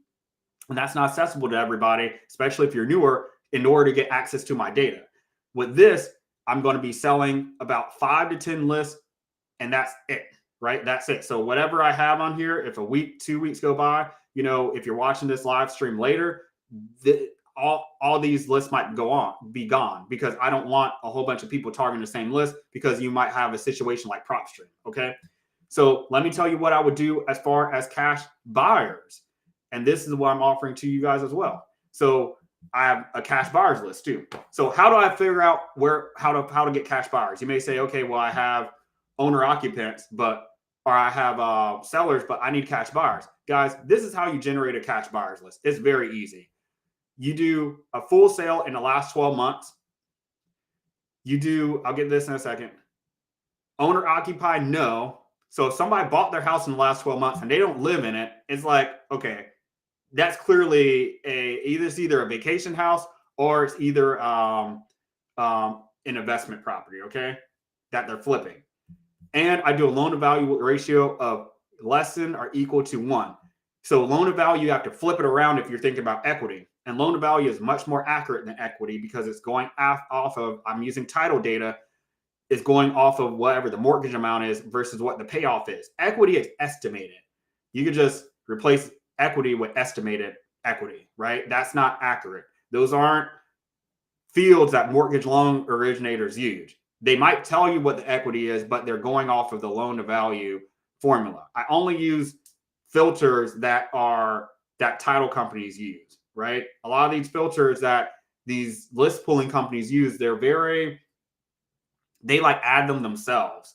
And I think a lot of data gets chipped off in the process. Like PropStream may have all the records that I have, but as you start adding the filters to them, they may recognize them as something different as to what you're doing, right? So it could get tricky. So for loan to value, this actually says, I'm looking for, in layman's terms, this is what this says. I'm looking for houses that have been bought in the last 12 months, that have over 99% equity, so basically 100% equity, that are absentee. And I want duplexes, single family homes, triplexes, and quadruplexes in this zip code. So when I get that count, I'm able to see my actual cash buyers, and it's pretty cool. And before I end this, let me know if you guys have any questions at all, okay? Thanks for sticking with me. So the cool thing is I get to click around a little bit and see what I have here. Okay. So I can see that this individual bought 1, 2, 3, 4, 5, 6, 7, 8, close to 20 properties. So this is somebody that I can call, and I can say, hey, I can skip trace their information. I can call them and say, hey, I have a house here in 65202. So you guys have the seller list. If you text message or call those sellers or mail them, and then you have a seller like this, you can go and say, okay, hey, I see that you bought your house at 4610 Orchard Lane. And then they might be interested in buying your property as well. So that's how you get a cash buyers list. Okay, guys. And with this list, there's 145 people. So that's over the last 12 months. That's a very healthy cash buyers list there. Very healthy. You might have to consider duplicates. So minus duplicates, you probably have like 120, 100 maybe individuals. Okay. So that's what I would do, guys, from start to finish. That's how I analyze a zip code from start to finish. And that's what I would do. I would pull those individuals, and this is what the list looks like here. I'll show you guys the seller list. Looks like this. And I love my data set because I have a lot of data points on it as well. So I have close to, I think, 80 data points, 70 data points, and APNs on it. if there was a title company, most of these don't have or if there was a lender, most of these don't have a lender on them because they were bought for cash, 99% loan to, or 1% loan to value or less, and the first owner amount. And also, too, you get to see if there are any duplex homeowners on it, right? That's why I included those. Guys, if you have somebody that buys duplexes, I would prioritize, or if you have any duplexes on here, I would prioritize calling those people, right? Duplexes are a gold mine because you're basically getting a lot of these people, if they bought their house for less than 100,000 and you have a duplex on there, they most likely became an accidental landlord. And everybody on this list bought their houses in 1999 or prior. So most of them are going to be, guess what? Tired landlords. Tired landlords. And then my cash buyers list, share this with you. And this is the exact process I do, guys, to every single week whenever I'm pulling my list. So my cash buyer list, I can see my the homes that they bought and the mailing addresses to see if they're local. So one thing you could do is send these people mailers, right? I've sent people mailers as well, and it's really worked out really well over the years because you get them to respond. And guys, you want to hit up your cash buyers before you actually have a property under contract, because you don't want to establish a relationship and send them a spammy text message. They most likely won't take you seriously at that point. And then they may snake the deal out of your back, like behind you. But yeah, in this zip code, there are 145 buyers. So I'm going to recap, and then I'm going to let you guys go. If you guys have any questions, please let me know. But let's recap what we're looking for here. Why do I think this is a good zip code to target? Why? Number one, let me make sure I'm sharing the right screen here. Number one, I am, let's see, 1 second. Number one, I saw that there wasn't any data in 2021, and now there's data now. That tells me it was off the radar and it just suddenly started booming. Okay, that's really good. Also, it was low density. So a lot of people that may be in this area, they may not even target this zip code. They may say, man, I'm not targeting it. And then up underneath their nose, it's actually turning around. So you may actually get to this zip code before other people. I like this zip code too because the median sale price is 245K, right? Underneath 250K. So you could go in there and pick up a house for 100,000 with the criteria that I showed you guys, with the list I showed you.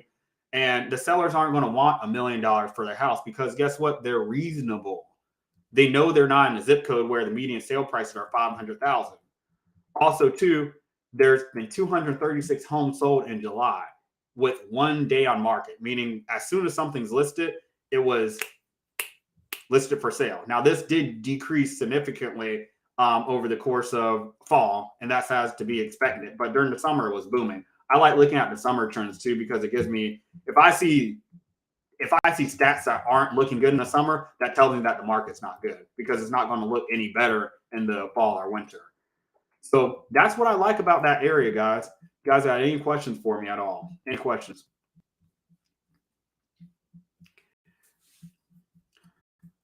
And check Facebook here. Appreciate everybody joining on Facebook. I'm going to be doing this probably live every other day at least. Because on Monday, Wednesdays, and Fridays, I do work with my build to scale clients. So I work with them, and on Tuesdays and Thursdays, I usually have time off to work on admin stuff. So again, if you guys actually want that list, you can go there. It'll be also in the link of the description of my YouTube channel, right? I'll post it as well on my Facebook group. But in the YouTube channel, you go to quicksellerleads.com. There's 849 sellers on that list, 145 buyers. Again, limited quantities. As soon as 5 to 10 are sold, I'll take it down or replace that with a different zip code in Columbia. So guys, thanks for joining. I'm going to go ahead and head off here. If you want to work with me, feel free to message me at, okay. So we got a question here. Okay. So owner finance homes. Thanks for the question. When picking a market, it also doesn't have to be being or surrounded by at-risk indicators for you, as long as these other data sets are there, such as this subject area of Boone County. Okay, yeah. So when you're picking a market, I look at the whole market as a whole, right, to determine if it's a healthy market. But what I'm doing now is I'm going and just choosing select zip codes. So because sometimes I might go into a market and I might be tempted to stay in there for more than 3, 4, 5 months, and I may get discouraged once I choose all the zip codes rather than just having a huge list. What I have 1,100 zip codes now that I can choose from. So let me make sure I'm understanding your question correctly. When picking a market, it also doesn't have to have been in or surrounded by at-risk indicators for you, as long as these other data sets are there, such as subject area of Boone County. Okay, can you clarify just a little bit? I'll wait till you clarify. I think I'm understanding your question, but I want to make sure I'm not misunderstanding it. And while Owner Finance Homes is writing that, I'll just share this. So when picking a market, it also doesn't have to have been in or surrounded by at-risk indicators. So I'm not looking for a market that has to have every single zip code that has distressed, right? It doesn't have to have that. It can have, let me go here, share my screen with you. So I'm not just looking at these distress indicators. I'm going off of, in order of priority, I'm going off of the home sold, Redfin days on market, and then median sale price, because those are the most updated. Okay. The distress tier is a reference, right? It's just a reference that I use. But guys, what I'm actually looking for is 250K or below. Right. Once I start getting around 300,000 as far as the median sale price, those sellers start sounding a lot different, guys. As far as what they want. So Owner Finance Homes clarified. So yeah, yes. So the distress tier can show comfortable. Yep. Okay. Yes. You're okay. So I was understanding. Listen, distress tier, it can show comfortable. So this is just reference, and I'll give you an example of how I would reference this. So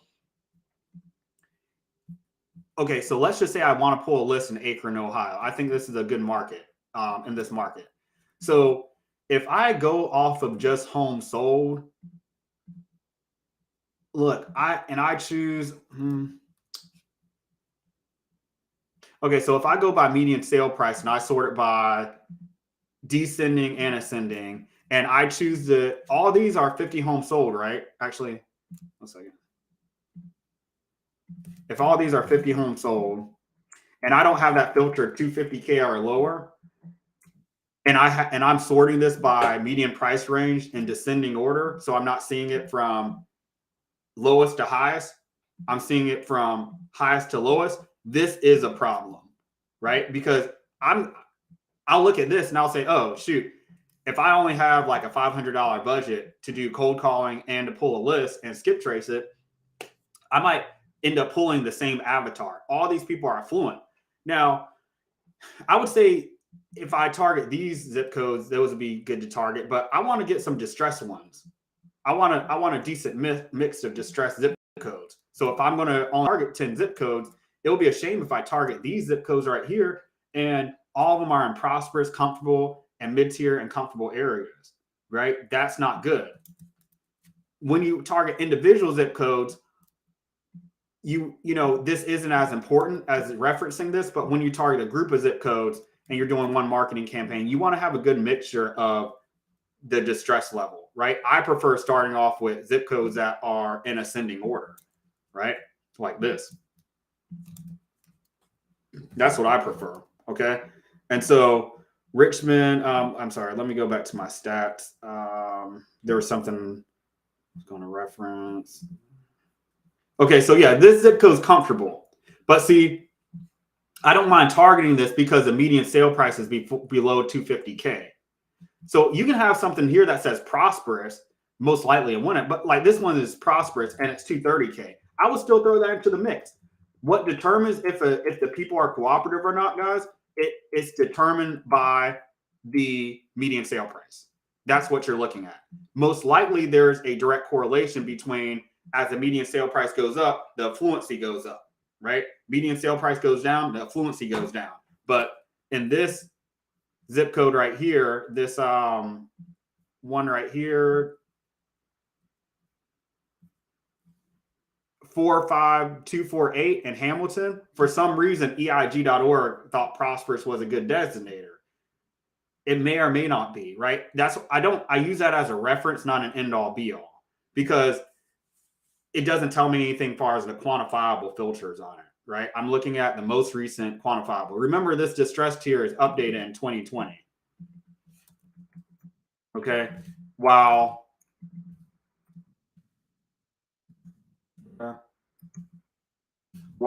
this one right here, oops,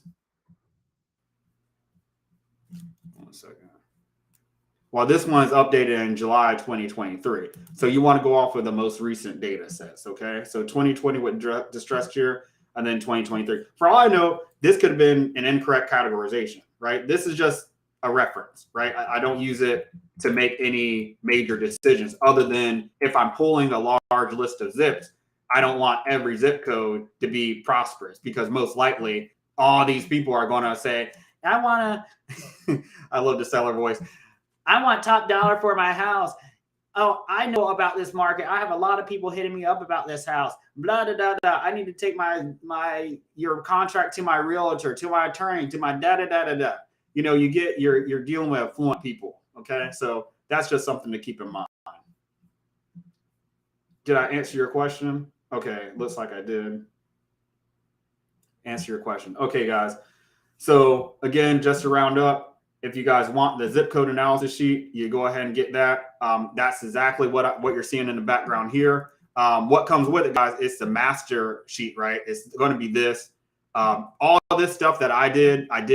These are markets I've analyzed on my own, right? So you're not going to have all this stuff here, but you can follow along and do the exercise. And there's another video. I'll probably do a video in the next week or so showing you guys just an updated version of how to do the zip code analysis. So after you purchase it, you know what I'm doing with this after this, okay? But as you go and you watch these videos, you're going to be able to see me do the process, right? But yeah, this is a gold mine right here, guys. This thing right here it's a freaking gold mine. And I'll actually show you where I got the distress here from. I'm going to go to EIG.org. So if you guys ever want to look and see where the data sets I use, where I get it from, it's going to be this. Share EIG.org. It's going to be this right here, guys. Man, this is like, this is a gold mine. Let me find the actual interactive map. Okay, so I could put the zip code. What zip code were we using? It was 65202.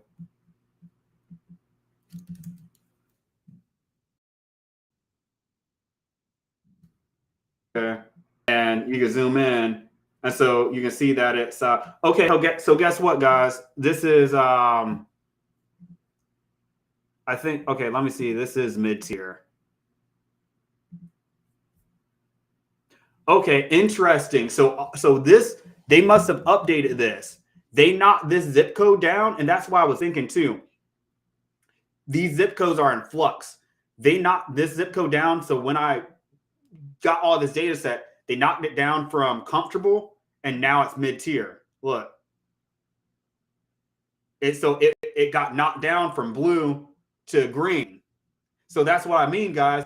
Some of these zip codes, guys, they're comfortable, they're maybe prosperous, and then they go boom down to mid-tier. Guys, one thing to realize about real estate wholesaling is every single every year a house is built, there's a year 10 years ago that another house was built that house probably needs to get renovated. So I know I'm going up to 1999 now, but in 2 years from now, I may go up to 2002 as far as my criteria, as far as how far I go up, because by then it would have been 24 years, about 23 or 24 years as far as when those homes were built. It's just crazy to think, because I could think about homes that when they were built new in neighborhoods in my hometown in 2002, but neighborhoods that didn't have HOAs, homes that were built in infill lots outside of neighborhoods, but you know, along the street in communities like that, those are ones that you got to look out for. You know, people die, houses get inherited, you get tenants in them, and over the years, those properties need to get flipped, right? So I don't think anybody would have said when they looked at a new house in 1970, oh man, this house is going to be crappy in 2023.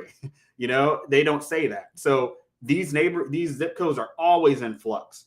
So this is a good source to use, guys, whenever you're trying to figure out, okay, just graphically, like a 30,000 foot view, what zip codes are good, what zip codes are bad. Okay. All right, guys. Hope that helped. I'm about to hop off here. If you guys have any questions, again, I'm going to put the thing down here. You can message me at info@ccgarlandmarketing.com or quicksellerleads.com. That also is my website. So I'm not using CC Garland Marketing as much now. This is a better domain, and it's mobile friendly, and it's easy for me to upload documents there and easy for people to download stuff. So that's my new domain. Guys, I hope this helped. Thanks everybody that joined live, everybody that's watching this later. I'm glad to be back. I was gone for about a month and some change. I was working with some of my clients in my higher ticket program, but I never forget about you guys. So and usually when I come back, I have more insights. So I'll chat with you guys later. Hope you guys have a great day, and hopefully I will see you guys this week.